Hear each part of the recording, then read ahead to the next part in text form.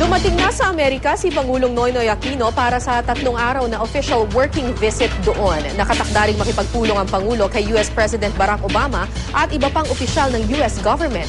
May news to go si Joseph Moro. Joseph?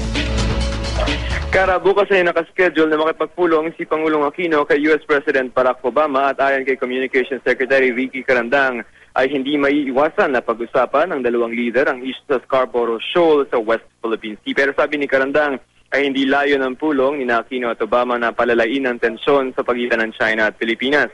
Bukod sa Scarborough Shoal ay pag-uusapan nila Obama at Aquino ang pagbubuo ng Pilipinas ng minimum defense capability para maprotektahan ang teritoryo ng ating bansa. Kanina ay nagsalita si President Aquino sa paglulunsad ng US-Philippine Society.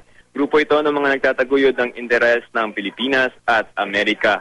Samantala, doon sa parehong event ay pinarangalan na ginawaran ng Pangulo ng Order of Lacandula with the rank of Supremo.